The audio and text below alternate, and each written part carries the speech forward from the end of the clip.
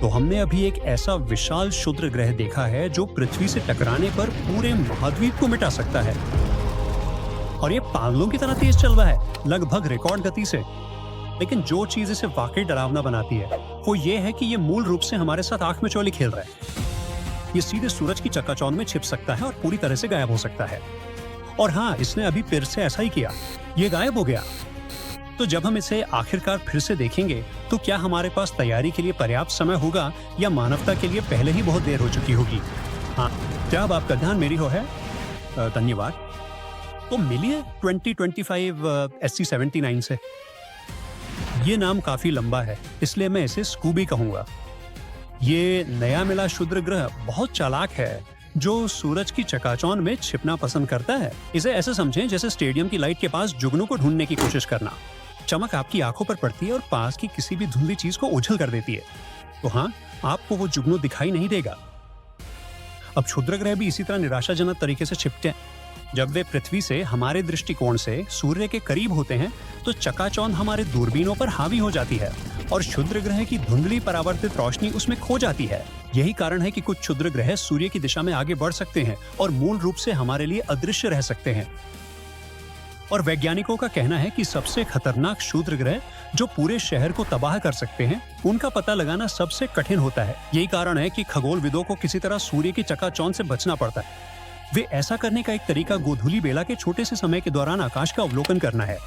मेरा मतलब है सूर्योदय से ठीक पहले या सूर्यास्त के ठीक बाद। और वो समय बहुत महत्वपूर्ण है क्योंकि पृथ्वी पर आने से पहले किसी जोखिम भरे क्षुद्र ग्रह को पकड़ने का यही एकमात्र तरीका है। वैज्ञानिकों का कहना है कि अगर इनमें से कोई तथाकथित गोधूली क्षुद्र ग्रह कभी पृथ्वी के करीब आता है तो ये एक गंभीर खतरा हो सकता है। और गोधूली बेला के इन्हीं अवलोकन सत्रों में से एक के दौरान वैज्ञानिकों ने आखिरकार इस विशाल क्षुद्र ग्रह को देखा। वो 27 सितंबर 2025 का दिन था। वॉशिंगटन स्थित एक संस्थान के खगोल शास्त्री स्कॉट शेपर्ड आकाश को खंगाल रहे थे, हमारे सौर मंडल में किसी भी असामान्य चीज की तलाश कर रहे थे।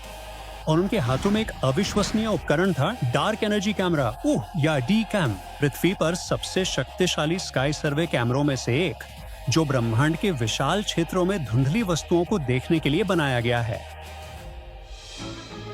एक समय पर उन्होंने छवि में एक धुंधला बिंदु चलते हुए देखा, इसलिए उन्होंने जल्दी से हाईटेक कैमरा उस पर केंद्रित किया और चीजें और दिलचस्प हो गईं।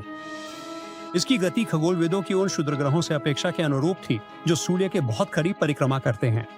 फिर जेमिनी और मैगेलन दूरबीनों के साथ किए गए अवलोकनों ने इस खोज की पुष्टि की।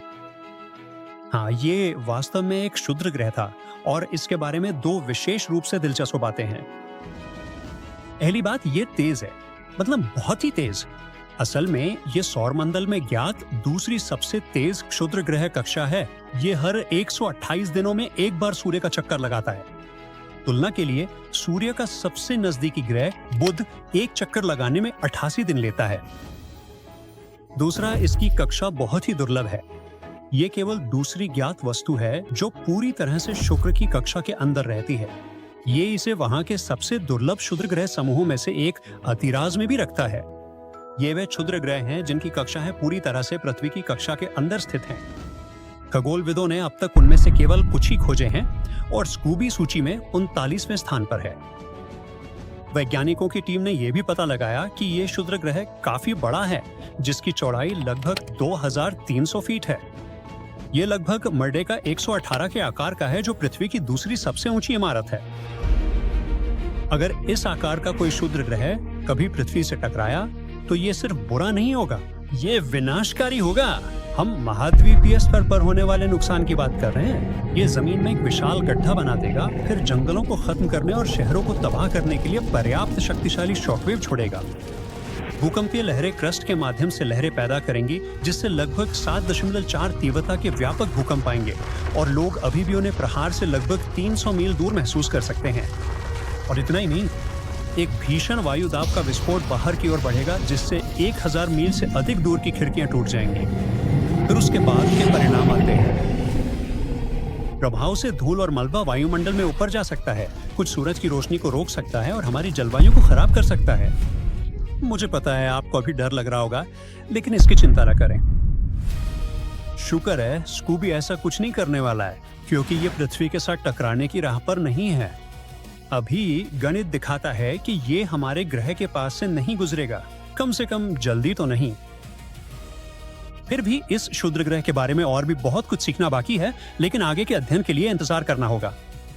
फिलहाल ये सूर्य के पीछे ओझल हो गया है और नजरों से दूर है। एक बार जब ये फिर से दिखाई देगा तो खगोलविद करीब से देखेंगे और ये जानने की कोशिश करेंगे कि ये किस चीज से बना है। वो हिस्सा वास्तव में मायने रखता है, क्योंकि ये क्षुद्र ग्रह सूर्य की भीषण गर्मी के इतने करीब परिक्रमा करते हुए किसी तरह टिका हुआ है। देखिए, ये क्षुद्र ग्रह सूर्य के बहुत करीब आ जाता है। अपने सबसे नजदीकी बिंदु पर इस क्षुद्र ग्रह पर पृथ्वी की तुलना में लगभग 6 गुना अधिक सूर्य का प्रकाश पड़ता है। उस दूरी पर इसकी सतह लगभग 440 डिग्री फ़ारेनहाइट तक गर्म हो सकती है। वैज्ञानिक अभी तक जो नहीं जानते हैं वो ये है कि इतनी बड़ी चट्टान बिना टूटे बार बार कैसे तप सकती है। और 2 और चीजें हैं जिन्हें खगोलविद एक बार फिर से दिखाई देने पर जांचना चाहते हैं। ये कितनी तेजी से घूमता है और ये कितना चमकदार दिखता है। अब चमक से मेरा मतलब है कि ये कितनी सूरज की रोशनी को परावर्तित करता है, क्योंकि क्षुद्र ग्रह अपनी खुद की रोशनी नहीं बनाते। वे बस बड़े चट्टानी टुकड़े हैं जो सूरज की रोशनी को हमारी ओर वापस परावर्तित करके चमकते हैं। फिर वे सुराग वैज्ञानिकों को बता सकते हैं कि स्कूबी किस चीज से बना है।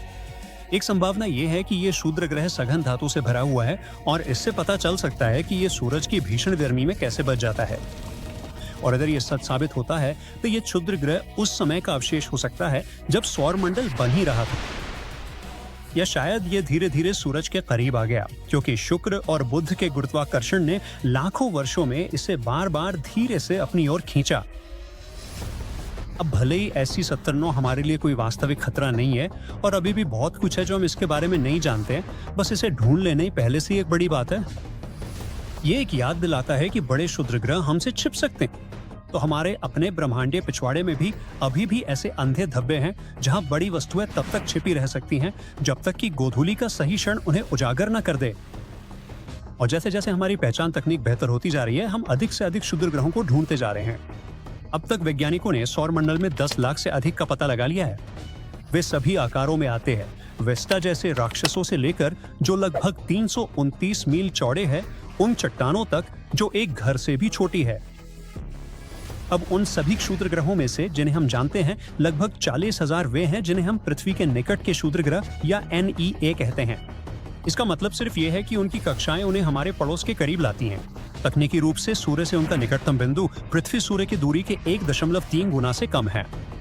ये ग्रहीय रक्षा प्रणालियों के लिए उन पर सावधानी पूर्वक नजर रखने के लिए काफी करीब है, और यही कारण है कि हम आराम कर सकते हैं। मेरा मतलब है, किसी को भी हमारे ग्रह से टकराने वाले क्षुद्र ग्रह की कल्पना करके अपनी नींद हराम करने की जरूरत नहीं है। हर बार जब वैज्ञानिक पृथ्वी के कहीं भी करीब आने वाले एक नए क्षुद्र ग्रह की खोज करते हैं तो वे उसे ट्रैक करते हैं और तुरंत गणना करते हैं, और फिर वे भविष्य में वर्षों, दशकों या सदियों तक इसके पथ का नक्शा तैयार करते हैं। और वे इसे अंदाजे से नहीं करते। नासा की स्वचालित प्रणालियां जैसे सेंट्री लगातार क्षुद्र ग्रह सूची को स्कैन करती हैं और गणना करती हैं कि क्या इनमें से किसी भी वस्तु के अगले 100 वर्षों में पृथ्वी से टकराने की थोड़ी सी भी संभावना है। अगर कुछ जोखिम भरा लगता है तो वो निगरानी सूची में सबसे ऊपर आ जाता है और उस पर तेजी से कार्रवाई की जाती है। तो हाँ, लगभग 2000 पृथ्वी के निकट के क्षुद्र ग्रह हैं जिनकी तकनीकी रूप से अगले 100 वर्षों में हमसे टकराने की कुछ संभावना है। लेकिन घबराएं नहीं, ज्यादातर छोटे और हानि रहित हैं। अरे मेरी तरह, और उनके टकराने की संभावना आमतौर पे 1% से बहुत कम होती है। देखा मैंने क्यों कहा था कि हमें ज्यादा तनाव नहीं लेना चाहिए। बढ़िया, अब चैन से सो जाओ।